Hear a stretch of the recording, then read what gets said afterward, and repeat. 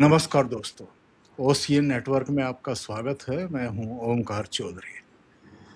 देखिए, 2014 में नरेंद्र मोदी की सरकार ने सत्ता संभाली थी और तब प्रधानमंत्री ने 2-3 चीज़ों के लिए कहा था कि हम ज़ीरो टॉलरेंस पे काम करेंगे।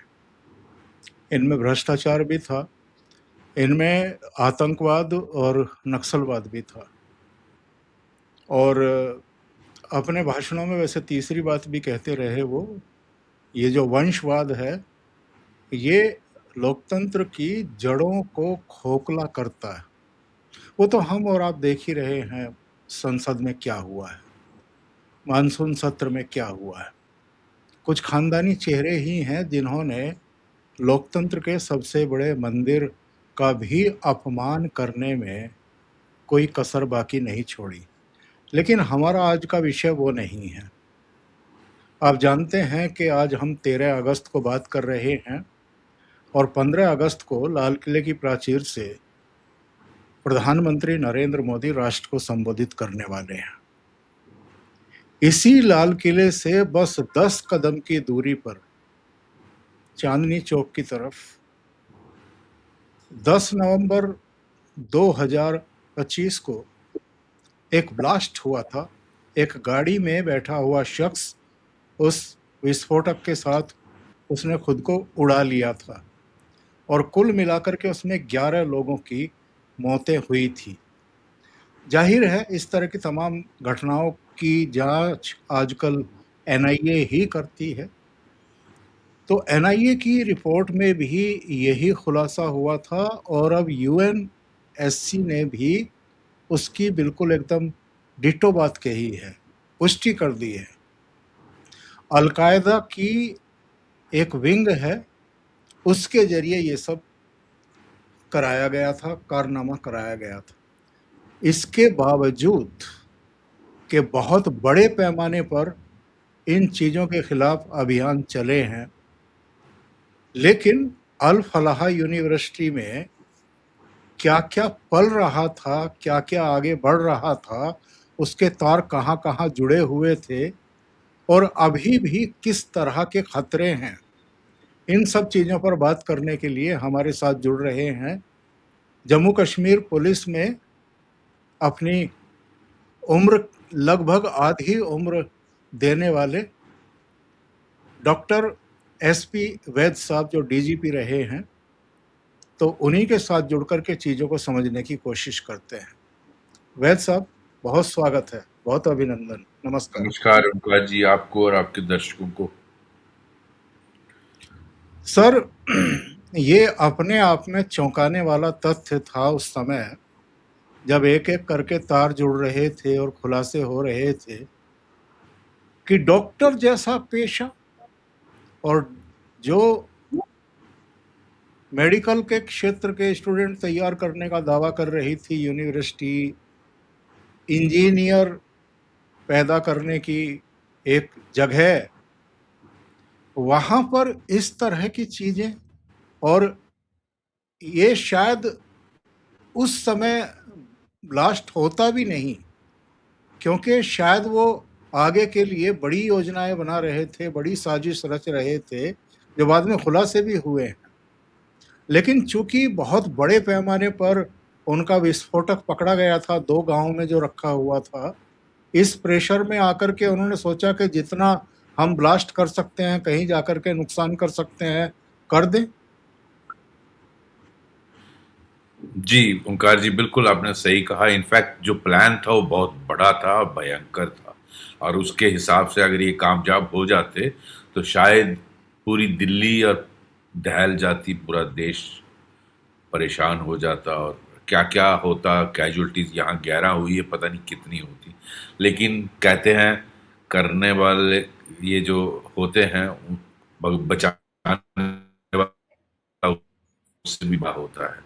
तो किस तरह से अ, एक छोटी सी शुरुआत से, पोस्टर लगने से, कश्मीर की एक इलाके में जो आउटस्कर्ट्स में पड़ता है श्रीनगर के, वहाँ के जो एक एसएसपी हैं, आईपीएस ऑफिसर हैं, और वहाँ जो एसएचओ और वहाँ उनका पूरा जो टीम था, उन्होंने एक छोटी सी बात थी कि सीसीटीवी में आया कि कोई आदमी पोस्टर लगा रहा है, और उस पोस्टर से पूछताछ करते करते एक मौलवी का नाम आया। उस मौलवी से पता चला कि वो किस तरह से सारा नेटवर्क बना हुआ था, और किस तरह से डॉक्टरों का ये पूरा मॉड्यूल निकला।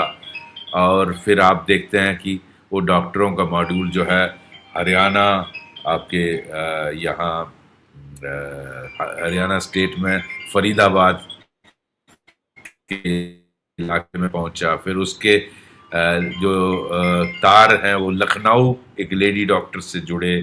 फिर उसके अल्फला यूनिवर्सिटी जिसकी आप बात कर रहे थे, किस तरह से उससे ये सारा वहाँ ये डॉक्टर काम कर रहा था, और किस तरह से वहाँ इस तरह के और बहुत सारे जो इस मॉड्यूल का हिस्सा थे, और इस सारा कैसे वहाँ ये सारा पनप रहा था एक देश के खिलाफ पूरी साजिश।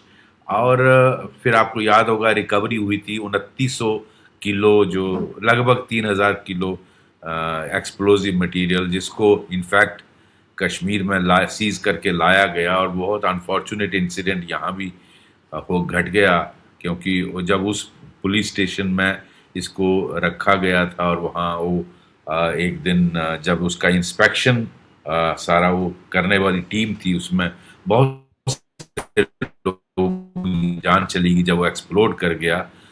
उस पे भी मेरे ख्याल इंक्वायरी का रिपोर्ट मैंने देखा नहीं, लेकिन उसमें शायद कोई बात चल रही थी कि किसी को शायद एक्सीडेंटल हुआ है, किसी से शायद सिगरेट या कुछ को पता नहीं, उसकी मैंने फाइनल रिपोर्ट देखी नहीं, लेकिन वहाँ भी बहुत कैजुअल्टीज हो गई। तो मैं बात कर रहा था कि किस तरह अगर वो 2900 किलो, अगर वो सारा एक्सप्लोसिव, मैं वो पॉइंट इसलिए ला रहा हूँ, आप इमेजिन करें कि अगर वो सारा इस्तेमाल होता तो वो क्या क्या दिल्ली में हालत होती। तो लेकिन जब ये सारा नेट अनर्थ हो रहा था, तो ये डॉक्टर उमर जो कश्मीर से ताल्लुक़ रखता था, तो जिस जो अपने आप को जो सुइसाइडर बम्बर बना, और इसने लाल किले में वहाँ किस तरह से शाम को ब्लास्ट किया, और बहुत सारे 11 लोगों की वहाँ भी जान चली गई। तो वैद साहब, ये चूंकि पहले एनआईए भी लगभग इसी नतीजे पर पहुंची थी और यही सब चीजें हुई थी, और अब यूएनएससी ने भी ये बात कही है अपनी रिपोर्ट में, तो वैश्विक तौर पर अब इसकी हम मान लें कि स्वीकार्यता हो गई है। और चूंकि जांच में ये बात भी आई थी कि ये पूरा जो मॉड्यूल काम कर रहा था, इसके तार अगेन सीमा पार से जुड़े हुए थे। तो क्या यहाँ से भारत सरकार अब इनको जो एफएटीएफ है उसमें घेर सकती है, फिर से इनको ग्रे सूची में ले जाने के लिए अपनी मुहिम शुरू कर सकती है? बिल्कुल ओंकार जी, आपने बिल्कुल सही बात कही, और मैं वही कहने वाला था। इनफैक्ट मैंने सवेरे से 3-4 इंटरव्यू हुए, मैंने उसमें यही कहा कि ये जो यूनाइटेड नेशन सिक्योरिटी काउंसिल ने कहा, वही हमारी जांच एजेंसी एनआईए ने भी कहा था कि इसमें जो है अलकायदा इन साउथ एशिया एक विंग है अलकायदा का जिसने ये किया, और उसमें उन्होंने ये भी मेंशन किया कि ये अपना नेटवर्क फैलाने की कोशिश कर रहा है इंडिया और बांग्लादेश में। और इसको इनफैक्ट ये अंसारुल गज़वाए हिंद भी कहा जाता है, इसका दूसरा नाम इस्तेमाल किया जाता है। तो बेसिकली ये जो जितने भी पैन इस्लामिक टेरर आउटफिट्स हैं, चाहे वो आईसिस हो या अलकायदा हो, अगर आपको याद होगा कुछ अरसा पहले केरला में, अब मेरे ख्याल 2-3 साल पहले की बात है, वहाँ आईसिस का मॉड्यूल भी अनर्थ हुआ था। अगर आपको याद होगा, कुछ हमारे बच्चे आईसिस ज्वाइन कर गए थे केरला से। तो ये जो मैं बार बार कहता हूँ, आईसिस खुरासान हो या ये अलकायदा इन साउथ एशिया हो, ये सारे जो नाग होता है ना, उसके हुड्स होते हैं ना, 1 2 3 4, इसी तरह आईसिस खुरासान, अलकायदा इन साउथ एशिया, एलईटी, जैश, ये सब इनकी जन्मदाता जो है वो पाकिस्तान की डीप स्टेट है। अगर आप गहराई में जाएंगे तो मेरा ये मानना है, और वो उसके सबूत पक्के मिले होंगे एनआईए को। मैं बिकॉज मैंने वो एक्सेस नहीं किया, बट मेरा पूरा विश्वास है, क्योंकि मैं इनको काफ़ी सालों से डील करा, मुझे मालूम है कि ये इसका ओरिजिन वही निकलेगा। और वही यूएनएससी, हालांकि यूएनएससी ने ये कहा कि उसने आईएसआई का नाम नहीं लिया, लेकिन हमें मालूम है किस तरह से वो इसको इनको पालती है। तो चाहे वो आज तालिबान से उनका झगड़ा है, तालिबान के भी जन्मदाता वही है, इसी तरह इनके भी जन्मदाता वही है। तो इनके ये जो है, ये आपका जो पॉइंट है, ये भारत को इनफैक्ट एफएटीएफ में टेकअप करना चाहिए, और ये टाइम है, और यही चीज़ उसके सामने पेश करनी चाहिए। और जो इससे आईएसआई का लिंक पाकिस्तान की इस्टेब्लिशमेंट और डीप स्टेट से मिला है, वो हमें पेश करना चाहिए कि देखिए किस तरह से ये खुराफातें कर रहे हैं। और अल्टीमेटली, जैसे मैंने कहा, ये सारे सांप की फने हैं, और इनका अल्टीमेटली वो सांप वही गया आए। तो ये जो भारत के लिए सबसे बड़ा चैलेंज ये रहेगा कि इनको दोबारा, हालांकि दिक्कत आएगी क्योंकि आजकल डोनाल्ड ट्रंप के वो बड़े फेवरेट बने हुए हैं, तो उनका आप जानते ही हैं, यूएस की इन्फ्लुएंस जितने भी इंटरनेशनल ऑर्गेनाइजेशंस हैं, चाहे वो एफएटीएफ हो या कोई भी हो, उसमें अमेरिका का बहुत बड़ा इन्फ्लुएंस रहता है। तो मुश्किल ज़रूर आएंगी, लेकिन हमें एविडेंस पेश करने में हिचकिचाना नहीं चाहिए, ये मेरा मानना है। हमें पेश करना चाहिए ताकि इसको दोबारा ग्रे लिस्ट में लाया जाए, और इनको थोड़ा तकलीफ, पेट में दर्द हो। तो जो जिस तरह वो इनको आईएमएफ का पहले बंद हो गई थी, तो किस तरह डोनाल्ड ट्रंप ने वो भी दिलाया, एड भी दिलाई, तो पता नहीं $300 मिलियन की। तो ये सारा कुछ वो डोनाल्ड ट्रंप आजकल वो बोलते रहते हैं ना कि my favourite field marshal, lunch पे बुलाते हैं। तो हमें वो रियलिटी जो है वो अपने माइंड में रखनी चाहिए, चाहे कुछ भी हो। जो आसिम मुनीर ने अपनी क्लोजनेस वहाँ बनाई है, उससे भारत को थोड़ी दिक्कतें तो ज़रूर आएंगी, लेकिन हमें पीछे नहीं हटना चाहिए, ये एविडेंस ज़रूर पेश करनी चाहिए, क्योंकि यूएनएससी अब वही चीज़ जो हम कह रहे थे, वही चीज़ उसको उन्होंने कहा है। तो देखिए, ये इसका जो है कनेक्शन, आप तार वहीं जुड़ेंगे। और उस वक़्त मेरे ख़्याल इन्वेस्टिगेशन में आया भी था कि कौन था हैंडलर जो टर्की से और इनको हैंडल कर रहा था, और उसके वो आईएसआई का आदमी था। तो ये मुझे लगता है वो सारी एविडेंस अगर एमएचए के पास है, तो एमएचए को ये पेश करनी चाहिए वहाँ पर एमईए की मदद से। जी। तो डोनाल्ड ट्रंप के जो फेवरेट बने हुए हैं आसिम मुनीर, उन्होंने पिछले दिनों ये भी कहा है डॉक्टर साहब कि इस बार भारत पर अटैक पूर्वी तरफ से होगा, यानी बांग्लादेश साइड से होगा। तो ऐसे में मुझे लगता है कि जो हमारी एजेंसियां हैं, हमारे जो एनएसए की देख रेख में बहुत मुहिम चलती भी रहती है, तो उस पर सारी निगाहें होंगी, और केवल निगाहें नहीं होंगी, तैयारियां भी होंगी इस तरह की किसी भी खुरापात को मुंह तोड़ जवाब देने के लिए। बिल्कुल होंगी, और ऐसा है कि जो उसने कहा है कि इस बार अटैक ईस्ट से होगा, उसकी आप देखिए, उनकी गतिविधियां भी देखिए। जब से वो अमेरिकन वो जो इंस्टॉल्ड मोहम्मद यूनस था, तब से बांग्लादेश के साथ रिश्ते खराब हुए, और उसने किस तरह से नॉर्थ ईस्ट की बात की कि इनको 7 स्टेट्स हमारे ऊपर डिपेंडेंट है नॉर्थ ईस्ट की, और चाइना में जाके स्टेटमेंट दिया। और उसने जो पाकिस्तान के साथ बांग्लादेशियों का कट ऑफ था, उसको उसने दोबारा रिवाइव किया। किस तरह वहाँ का जो नंबर 2 था आर्मी का, वो विज़िट किया, आईएसआई के लोग वहाँ विज़िट कर रहे हैं, और हमारी चिकन नेक के आसपास वहाँ उन्होंने एक्टिविटीज़ बढ़ाई हैं, इसमें कोई डाउट नहीं है। तो मुझे नहीं लगता है कि हमारी भारत सरकार कोई सोई हुई है।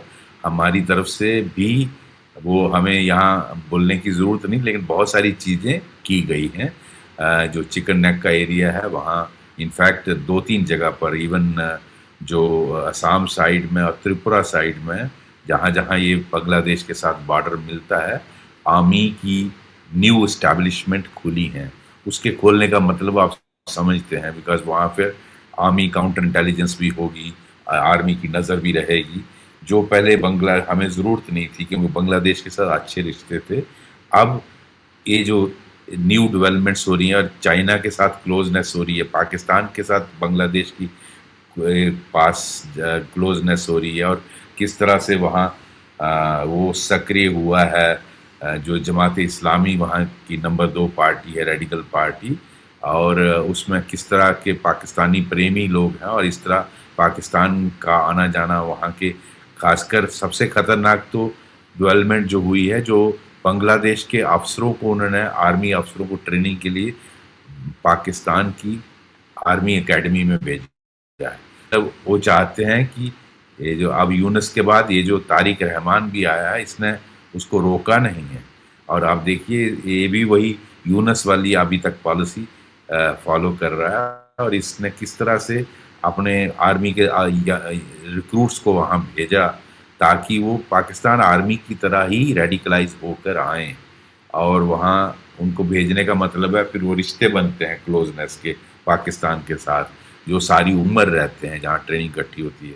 और किस तरह से तारिक रहमान चाइना पहले, मलेशिया और चाइना पहले गया, जबकि एक परंपरा थी कि बांग्लादेश का नया प्रधानमंत्री है जो भारत में विजिट करता है। तो इनकी जो पार्टी है वो उसकी एंटी इंडिया पॉलिसीज रही हैं। हालांकि कोशिशें मुझे लगता है कर रहा है कि भारत नाराज ना हो। अभी उसने, मैंने सुना कि वो जो ये जो अभी यहाँ इसकी हमारी वो एससीओ की जो मीटिंग होने वाली है, उसमें उसने कहा कि मैं फुल विजिट करूँगा, इंडिपेंडेंट विजिट करूँगा, सिर्फ उसके लिए नहीं आऊँगा। तो अगर कोशिश करता, क्योंकि उसको मालूम है कि वो बहुत सारी चीज़ों के लिए भारत पे डिपेंडेंट है, चाहे वो चावल हो, चाहे इलेक्ट्रिसिटी हो, पानी हो। और ये जो गंगा समझौता हुआ है, इसका रिन्यूअल होना है दिसंबर में, जो बांग्लादेश के लिए आसान नहीं होगा। अगर उस वक्त भारत ने थोड़ी सी गर्दन दबाई तो उसको त्राई त्राई हो जाएगा। तो बहुत सारी चीज़ें हैं भारत के साथ, क्योंकि उसका मैक्सिमम एरिया भारत के साथ लगता है। तो वो जितनी बिल्कुल। मर्जी कोशिश कर ले, चाहे ना उसको, अगर यहाँ पंगे लेगा तो भारत के साथ बहुत सारी चीज़ें हैं जो भारत उसको अनकंफर्टेबल कर सकता है। तो ये डेवलपमेंट्स जो हो रही हैं, ये बड़ी मुझे लगता है भारत सरकार इस सबसे वाकिफ़ है, और एनएसए साहब जो हैं पूरा जो ये देखते हैं, मुझे लगता है वो इसको पूरी तरह से इसके लिए अपनी आर्म्ड फोर्सेस को, इंटेलिजेंस एजेंसीज को, पुलिस फोर्सेस को, सबको तैयार कर ही रहे होंगे कि इसको कैसे काउंटर करना है अगर इस तरह की स्थिति आती है। लेकिन मुझे उससे ज़्यादा, अटैक से ज़्यादा खतरा जो मैं आपके दर्शकों को बताना चाहता हूँ, जो मेरी अपनी असेसमेंट है, कि आने वाले समय में टेररिज्म उधर से ज़्यादा आएगा। जो आप पाकिस्तान से आप देखते थे कि जम्मू कश्मीर आते थे और फिर हमारे इस इलाके से, लखनपुर से क्रॉस करके रेस्ट ऑफ इंडिया में टेरर इंसिडेंट करते थे। मुझे लगता है जिस तरह की रेडिकलाइजेशन और रिश्ते बन रहे हैं आईएसआई के साथ, जिस तरह की रेडिकलाइजेशन बांग्लादेश में हो रही है, हालांकि बहुत सारी मेजर्स ली हैं, मैं डिनाई नहीं करता। आपने देखा किस तरह से फेंसिंग वर्क कंप्लीट किया जा रहा है वेस्ट बंगाल में, जो ममता बनर्जी के टाइम पे कंप्लीट नहीं हुआ था कि बिकॉज ऑफ लैंड ट्रांसफ़र के इश्यूज थे। इसी तरह असम और त्रिपुरा के इलाके में भी वो सारी फेंसिंग तो कंप्लीट की गई है, और बहुत सारे मेजर्स गवर्नमेंट ऑफ इंडिया बहुत सारी मेजर्स ले रही है। अब आपको वोटर बनना भी, आपने देखा किस तरह भारत सरकार ने किया कि आपको रजिस्ट्रेशन करानी है जन्म और डेथ की विद इन 1 मंथ, एंड कुछ वो सिस्टम रखा है, नई अमेंडमेंट्स लाई हैं। तो आपको इतना आसान नहीं होगा वोटर बनना, तो पॉलिटिकल पार्टीज़ का इंटरेस्ट भी इसमें कम हो जाएगा। लेकिन फिर भी मुझे लगता है टेररिज्म ईस्ट से आने के ज़्यादा खतरे बढ़ने वाले हैं आने वाले दिनों में, क्योंकि जिस तरह की वहाँ ये आईएसआई की एक्टिविटीज़ हैं, मुझे लगता है वो आपको, फिर आप देखते हैं फेंस बनने के बावजूद भी, अगर हमारे पूरे इलाके में फेंस बना हुआ है लेकिन टनलों के थ्रू आते हैं, ड्रोन से सामान फेंकते हैं, तो बहुत सारे तरीके होते हैं। तो जब आपने पूरा उस इलाके को रेडिकलाइज करने का ठेका ले लिया है, तो मुझे लगता है हमें तैयारी करनी चाहिए कि बांग्लादेश से आने वाले समय में टेररिज्म का भारत पर, खासकर ईस्टर्न साइड एरियाज में, चाहे वो बंगाल हो, आसाम हो, बिहार हो, उड़ीसा हो, त्रिपुरा हो, इन सारे इलाकों में टेररिज्म का खतरा बनेगा आने वाले दिनों में। और मुझे उम्मीद है कि सारी चीज़ों पर वहाँ की पुलिस फोर्सेस, वहाँ के गवर्नमेंट्स अलर्ट होंगी। और सेंट्रल गवर्नमेंट तो होम मिनिस्टर साहब तो बहुत सारे स्टेप्स ऑलरेडी ही ले रहे हैं, वो उनको सेंसिटाइज भी करते ही होंगे समय समय पर। जी। और ये इतने बड़े पैमाने पर न केवल पश्चिम बंगाल से बल्कि देश के अलग-अलग हिस्सों से जो बांग्लादेशी घुसपैठिए स्लीपर सेल का काम कर सकते थे, वो भी उठा-उठा करके वापस भेजे गए हैं। लेकिन जी। आखिर में मैं एक टिप्पणी इस पर ज़रूर चाहूँगा। आपने कहा है कि अटैक के रूप में नहीं बल्कि आतंकवाद के रूप में पूर्वी सीमा से आमद बढ़ सकती है।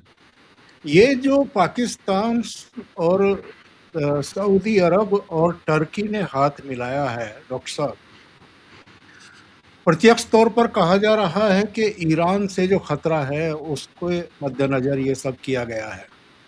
लेकिन हम ये जानते हैं कि अ, ये आतंकवाद को बढ़ावा देने के लिए, घुसपैठ में तेजी लाने के लिए और जो यहाँ पर नियंत्रित किया गया है, उन सारी गतिविधियों को फिर से वो शुरू करने के लिए भी ये तीनों देश हाथ मिला सकते हैं? देखिए ओंकार जी, जहाँ तक सवाल है पाकिस्तान का, वो इस गठबंधन का इस्तेमाल करेगा, इसमें कोई डाउट नहीं। उसको तो कुछ भी हाथ लगेगा। देखो उसको पैसे की कमी थी। पैसे उसको इस गठबंधन से सऊदी अरेबिया से आने की दिक्कत नहीं होगी, पैसा वैसा मिलेगा। अच्छा, टेक्नोलॉजी ये जो टर्की है, टर्की का आपने देखा रोल, ऑपरेशन ब्लू, जो सिंदूर, ऑपरेशन सिंदूर हुआ, उसमें कितना उसका एक्टिव रोल था। उसने ड्रोन्स दिए थे, मिसाइल्स दिए थे, उसके अपने बंदे भी भेजे थे। तो टर्की तो हमेशा भारत के खिलाफ इस तरह का रोल करता ही रहता है, और उसको मुझे लगता है कोई परेशानी नहीं होगी। वो इस्तेमाल अपनी टेक्नोलॉजी दे पाकिस्तान को ट्रांसफ़र करने में दिक्कत नहीं होनी चाहिए। और पाकिस्तान, हालांकि हमारे रिश्ते सऊदी अरबिया से अच्छे थे, लेकिन उसको उससे जो भी उनको हाथ लगेगा, पैसा पैसा, टेक्नोलॉजी वहाँ की, और वो इस्तेमाल करेंगे, चाहे वो ड्रोन्स का इस्तेमाल हो या कुछ और टेक्नोलॉजी का, मे बी प्लेन्स लेंगे। और वो टेररिज्म को भी बढ़ावा देने में मुझे लगता है पाकिस्तान इस एग्रीमेंट का फ़ायदा उठाएगा। और चूँकि परसों स्वतंत्रता दिवस है, प्रधानमंत्री राष्ट्र को संबोधित करने वाले हैं और हमारे यहाँ भी साहब खुरापातियों की अब कोई कमी है नहीं। हमने जंतर मंतर पर भी देखा है, दिल्ली पुलिस की रिपोर्ट्स भी देखी हैं। कई तो वहाँ आतंकवादी तक पहुँच गए थे और तरह-तरह के तत्व वहाँ पहुँच चुके थे। हालाँकि दिल्ली पुलिस और जो भी हमारा पूरा निज़ाम है वो ऐसे समय पर पूरे एहतियात बरतता है और हम देखते हैं जब दिल्ली की तरफ निकलते हैं तो वहाँ पर पूरा एकदम जिसको कहते हैं कि छावनी बना दी गई है दिल्ली को, लेकिन अतिरिक्त एहतियात बरतने की ज़रूरत है। बिल्कुल है। अगर आपको याद होगा, ये जो दिल्ली में जो हुआ, उससे रिलेटेड 2 मॉड्यूल बस्ट हुए इमीडिएटली। एक बंगाल में, अगर आपने देखा होगा, बंगाल पुलिस ने कहा कि हमने एक 2 लोगों को अरेस्ट किया है, जिनका, उनमें से एक बांग्लादेश का रहने वाला था और एक वहाँ की बंगाल की लड़की है जिसका इस्तेमाल किया जाता, और उनके लिए पुलिस यूनिफॉर्म इस्तेमाल करनी थी, या आर्मी यूनिफॉर्म पुलिस की आई थिंक यूज़ करनी थी। उनसे वो भी रिकवर हुई, और वो किस तरह से उनसे वेपन भी मिले, जिन्होंने किसी की किलिंग करनी थी। इस ये जो कॉकरोच पार्टी का एजिटेशन चल रहा था, ताकि अगर वो किलिंग हो जाती तो वहाँ आप इमेजिन कर सकते हैं एक पैलेट गन चलने से क्या क्या हुआ है। अगर किसी की किलिंग हो जाती तो क्या बवाल मचता। तो ये पाकिस्तान और बांग्लादेश की तरफ से हो रहा था। और इसी तरह का कि लुधियाना के कमिश्नर ऑफ पुलिस ने एक प्रेस कॉन्फ्रेंस की थी। उन्होंने भी एक खालिस्तान मॉड्यूल निकाला था, जिसमें शायद 5-6 लोगों को अरेस्ट किया और उनसे कुछ रिकवरी की। उनका प्लान भी इसी तरह का था कि वहाँ किसी की किलिंग की जाए, ताकि वहाँ अफरा-तफरी। तो ऐसी सिचुएशन का फ़ायदा पाकिस्तान और बांग्लादेश जैसे देश जो आपके मुल्क में आपकी गवर्नमेंट को डिस्टेबलाइज़ करना चाहते हैं, वो इस्तेमाल करते हैं। हालाँकि ये बात अलग है कि आप गवर्नमेंट ने उस कमिश्नर पुलिस को वहाँ से अमृतसर से ट्रांसफ़र कर दिया। वो ये प्रेस कॉन्फ्रेंस के दूसरे या तीसरे दिन ही, क्योंकि उनको वो बड़ा अनप्लेज़ेंट लगा। आफ्टर ऑल कॉकरोच पार्टी के आप पार्टी से लिंकेजेस आपको पता ही है, मुझे बताने की ज़रूरत नहीं। तो ये इस तरह की चीज़ों से ये लगता है कि इंटरनेशनल कॉन्स्पिरेसी में हमारे ईस्ट और वेस्ट के नेबर भी इक्वली पार्टनर हैं, लेकिन वो कामयाब नहीं हुए पुलिस फोर्सेस की वजह से, चाहे वो बंगाल की पुलिस हो या पंजाब की पुलिस हो। अदरवाइज़ वहाँ अगर ऐसी किलिंग्स 1-2 हो जाती, तो आप इमेजिन करें कितना बवाल दिल्ली में होता। वैद साहब, आप जुड़े, इतना समय निकाला, बहुत महत्वपूर्ण विषयों पर आपने चर्चा की। और यदि आपको भी ये कार्यक्रम अच्छा लगा हो तो लाइक का बटन दबा दें, वीडियो शेयर करें और चैनल को सब्सक्राइब